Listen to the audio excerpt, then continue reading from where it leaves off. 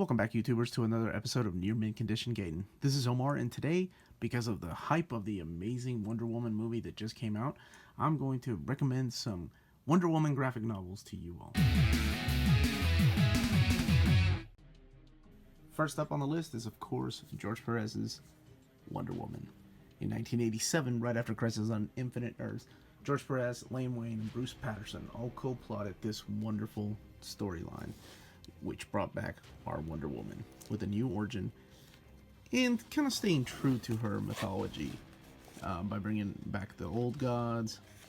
And a lot of what you see in the new movie came from this book, this series that he did. So, and just this beautiful artwork by George Perez. You can't beat this. This is one of the best starting points for people.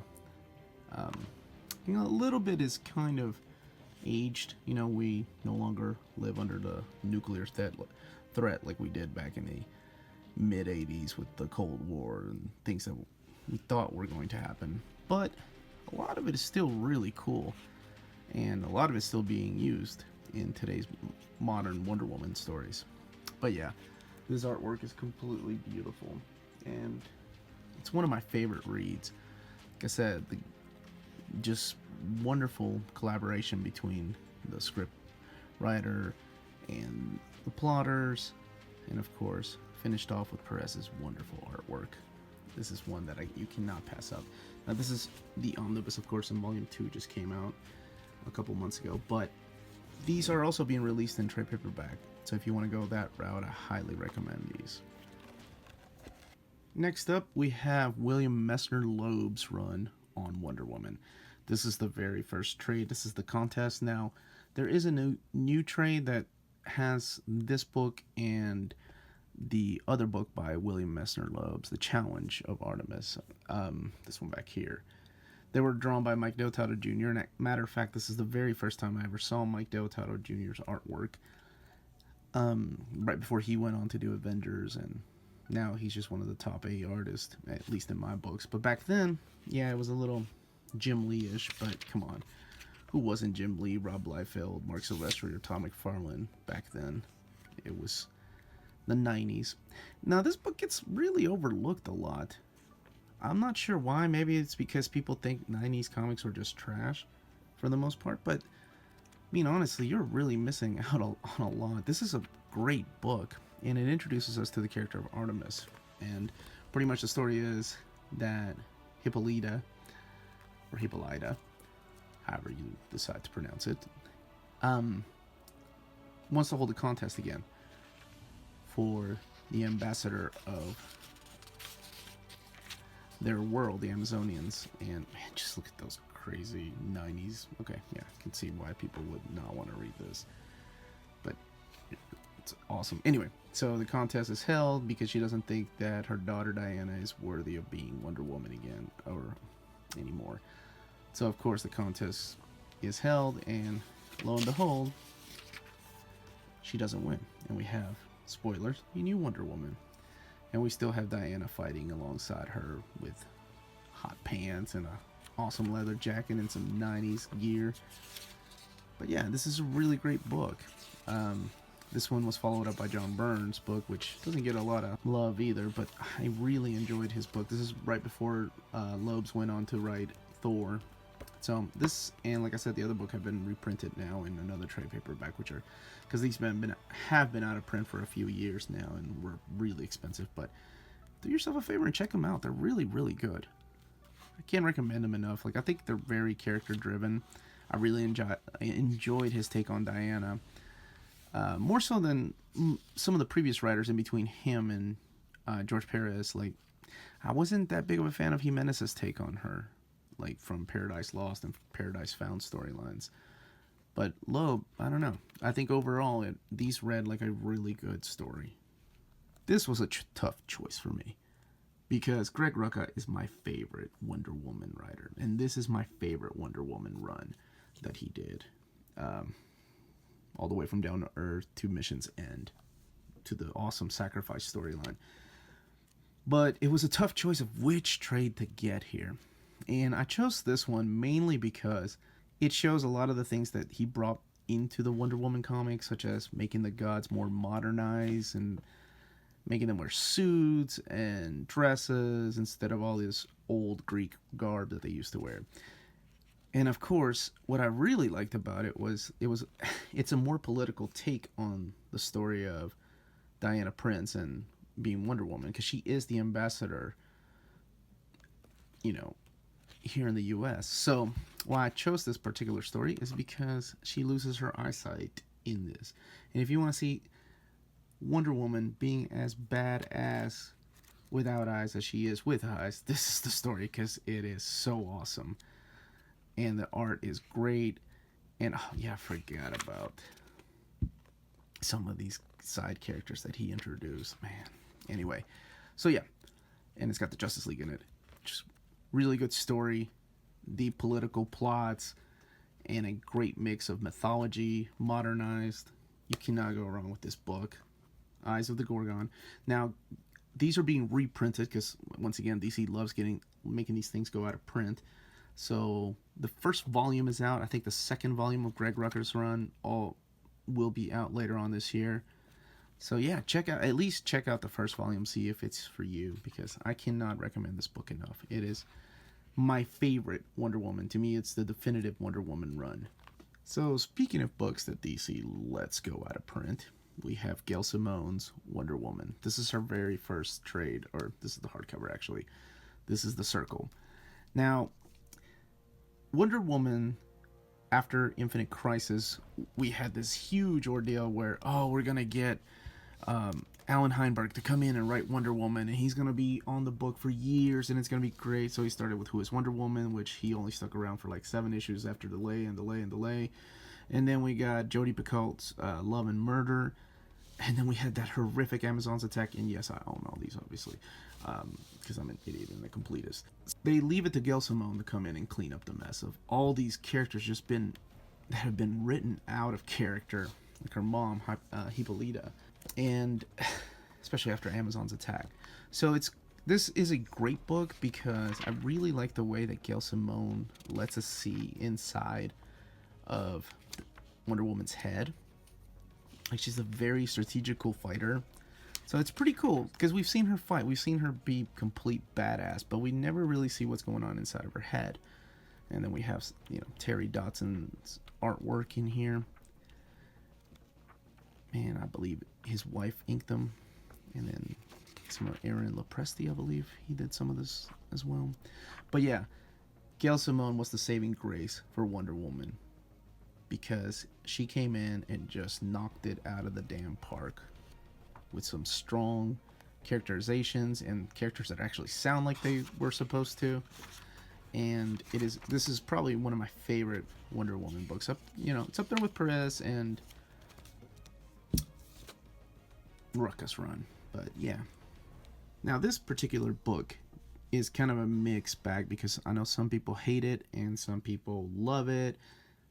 I happen to be one that really enjoys it. I really, really recommend this one to readers for people that don't normally want to read a super heroine story. Like, it's not your stereotypical Wonder Woman story because there adds a lot of horror elements into it. And it's a fresh start because this is the volume 1 of the New 52. This is Brian Azzarello and Cliff Chang's Wonder Woman, volume 1, Blood.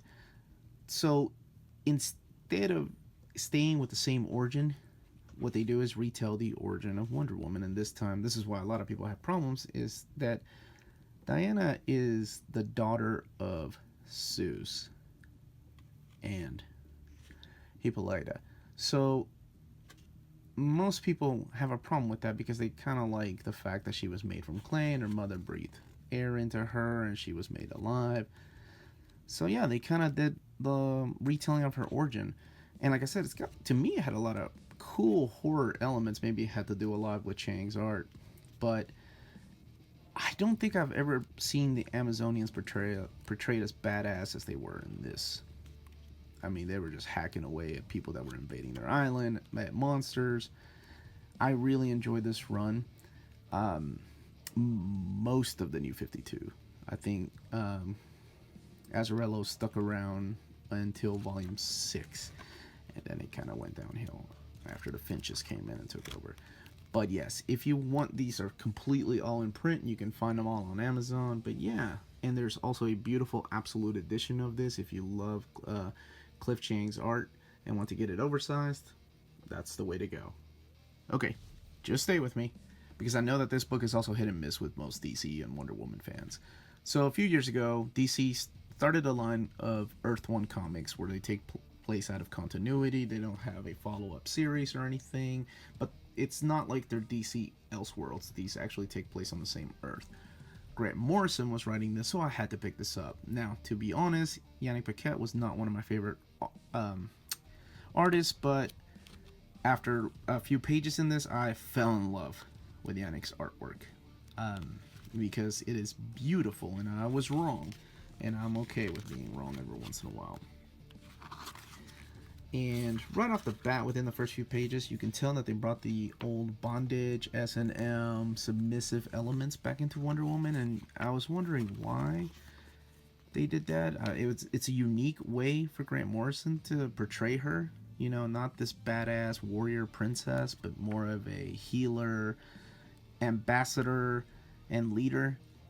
So it was an interesting take, and it really doesn't take itself seriously, too. That's another thing that I really enjoyed about this book. It's self-contained. I know there's a volume 2 coming out later, but the story starts and ends. I mean, there's not a lot of villains or anything. And like I said, it doesn't take itself seriously. And I think a lot of people had a problem with that, comparing it to something really cheesy from the old Wonder Woman TV shows.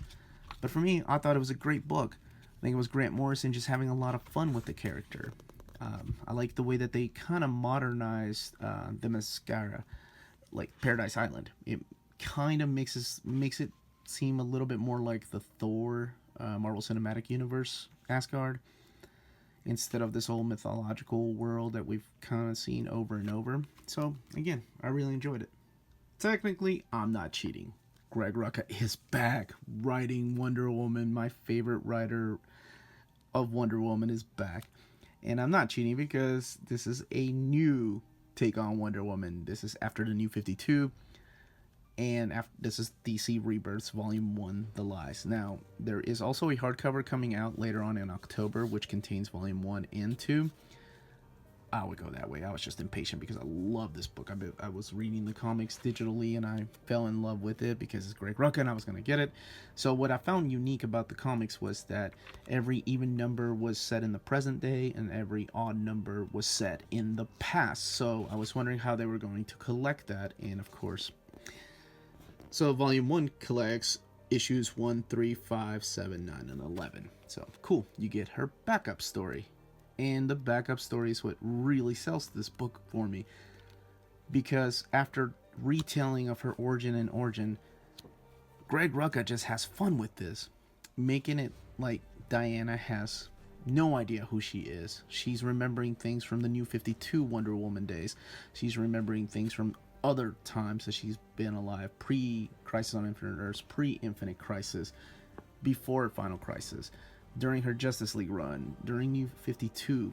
So it's great. It's a great start. I mean, I think it doesn't overcomplicate anything. Most of the mythology. It brings back a lot of the old characters, and they also are confused whether they're friends or enemies. And oh my gosh, this artwork by Liam Sharp is freaking amazing. That guy's art style, while it hasn't, I don't think it's evolved over the years, it's just gotten so good. Like, he still draws the same over-exaggerated muscular characters, but just maybe it's the colors, I don't know. But I love this run, and I cannot wait for the deluxe. If I were to pick one book out of here, and as much as I love all the other ones that I suggested, this is the one book that I highly, highly recommend to anybody, new or old, to Wonder Woman. If it's been years that you haven't visited this character, now is the time to do so. So those were my recommendations for the graphic novels of Wonder Woman that are out there. Remember, some of these are being reprinted in deluxe editions and trade paperbacks, and you don't have to get the omnis. There's absolute editions. There's all kinds of variety of these, but these are the ones that I recommend. I know there are people out there that probably would have recommended a lot of the stuff from John Byrne's years, or a lot of the Phil Jimenez's run, but I was like, and probably some of this older stuff from the Golden and Silver and age. But to me, my DC started with Crisis on Infinite Earths. But that's when the DC universe kind of started for me. That's the stuff that I picked up as a kid. So, of course, this was my first take on Wonder Woman was Perez, so that's why it's near and dear to my heart. I want to give a quick shout out, though, to a channel called A Week in Geekdom. My boy Gio reviewed this book called The Legend of Wonder Woman, and I need to go buy that because it looks really good. So if there's any other books that you guys recommend that have Wonder Woman in it, let me know in the comments down below, please. And don't forget to tune in to our weekly show. We usually publish every Thursday, where we discuss geek things like comic books and anime, video games, figures, whatever. So thank you very much for watching. Please like if this is your first time watching the video. Don't forget to subscribe, and have a great day.